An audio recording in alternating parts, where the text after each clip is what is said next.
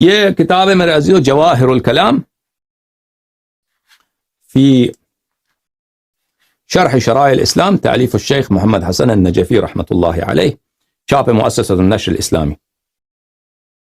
یہاں پر ہم آپ کو دکھاتے ہیں صفحہ نمبر 80۔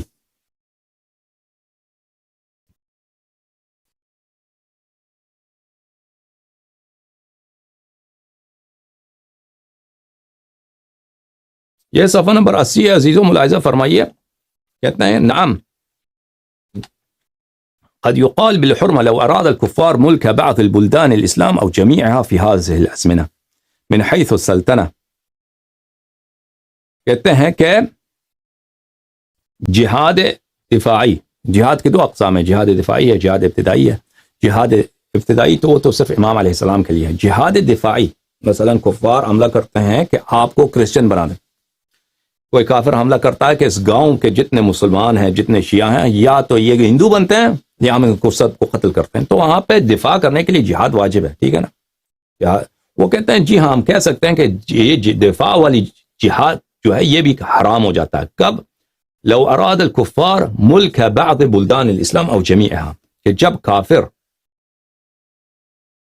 بعض مسلمان ملکوں پر یا تمام مسلمان ملکوں پر قبضہ کرنے کی کوشش کریں کافر، اور وہ کس زمانے میں رہتے تھے؟ 1850 کے لگ بھگ ہے، 1880 میں ظاہراً ان کی وفات ہے صاحب جواہر کی، مجھے یاد پڑتا ہے۔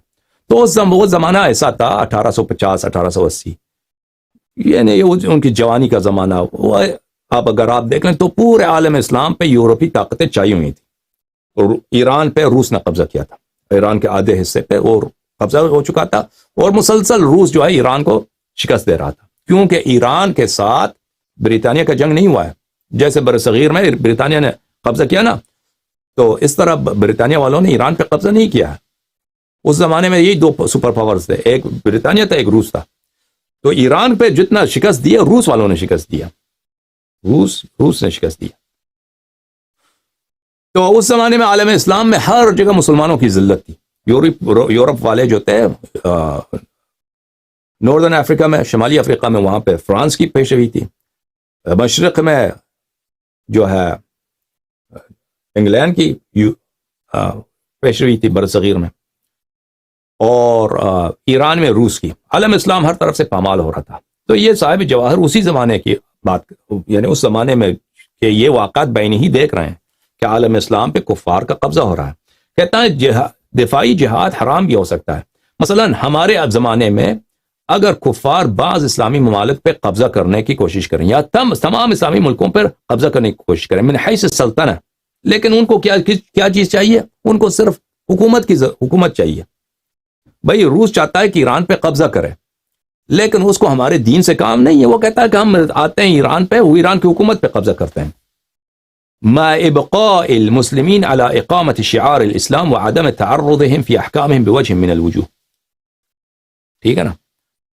کہتے ہیں کہ وہ کفار آتے ہیں، کرسچن وغیرہ جو ہندو جو بھی ہیں، وہ مسلمانوں کے سرزمین پہ حکومت کرنے کے لیے آتے ہیں، لیکن وہ اسلام کو مٹانے کے لیے نہیں آ رہے کہ اسلام کو ہم نے خاتمہ کرنا ہے۔ وہ کہتے ہیں بھئی ہم نے یہاں پہ فتح کرنا ہے، ہمیں ان کی بادشاہت سے کام ہے، بادشاہت حکومت ہمیں ملے، مسلمان جتنا نماز مرضی پڑھیں، جتنے مرضی روزے رکھیں، جتنے مرضی یہ تلاوت قرآن کریں، ہمیں ان کے دین سے کوئی کام ہی نہیں، دینی آزادی، ہمیں صرف حکومت چاہیے۔ کہتے ہیں اس صورت میں جہاد حرام ہے، ضرورت عدم جواز تغریر بالنفس من دون اذن شرعی ہے۔ کہتے ہیں اس صورت میں کوئی جواز ہی نہیں ہے کہ ہم دفاع کریں۔ وہ دیکھیں یہ کہتے ہیں کہ ولایت فقیہ کا قائل ہے، یہ ولایت فقیہ کا قائل نہیں ہے۔ یہ کس چیز کے قائل ہے میرے عزیز؟ بھلے یہ تو کہتے ہیں کہ کافر کی بھی حکومت ہو، کوئی بھی حکومت آ جائے، کافر وہ جب تک ہمارے دین سے وہ کام نہیں لیتا تو ہمیں اس سے کام ہی نہیں ہے بھائی۔ بل الظاهر اندراجه في النواهي عن القتال في زمن الغيبة مع الكفار في غير ما استثني، إذ هو في الحقيقة إعانة لدولة الباطل على مثلها۔ تو اس صورت میں کہتے ہیں کہ بلکہ اس صورت میں جہاد حرام ہے کافر کے مقابلے میں۔ کافر آتا ہے مسلمان اسلامی ممالک پہ قبضے کے لیے، لیکن وہ اسلام سے اس کی دشمنی نہیں ہے، وہ صرف بادشاہت چاہتا ہے۔ اس میں اور مسلمان بادشاہ میں فرق ہی کیا ہے کہ ہم جو ہم اس کے خلاف لڑیں، ٹھیک ہے نا۔ اگر کفار اسلام کو محو کرنے کی کوشش کریں، وہ کہتے ہیں کہ ہم اسلام کو ہم نے مٹانا ہے، ہم نے مسلمانوں کو کافر بنانا ہے، ان کا دین مثلا ہندو کا کوئی ہندو راجا آ کے حملہ کرتا ہے، ٹھیک ہے نا، یا کوئی کرسچن بادشاہ حملہ کرتا ہے کہ ہم مسلمانوں کو زبردستی کافر بناتے ہیں، تو اس صورت میں جی ہاں جہاد واجب ہے، اور وہ بھی اسی وقت تک کہ ان کو دفع کیا جائے، اس سے زیادہ نہیں۔ یہ تہمت ہے کہ صاحب جواہر ولایت فقیہ کے قائل ہیں، وہ ولایت فقیہ کے قائل نہیں ہیں۔ یہ لوگ جماعت دجالیہ جو ہیں، یہ ان کا کام یہی ہے کہ مختلف علماء پہ جھوٹی باتوں کا نسبت دیں۔ اگر وہ مان بھی لیں نا، مان بھی لیں کہ اس نے ولایت فقیہ قائل ہے، چلو مان بھی لیں، تو اس سے کیا صاحب جواہر سے کیا ہوتا ہے؟ صاحب جواہر کوئی امام ہے، کوئی معصوم ہے کہ اس کا قول حدیث کی حیثیت رکھتا ہو؟ قرآن حجت کیا؟ حجت صرف قرآن ہے، حدیث ہے۔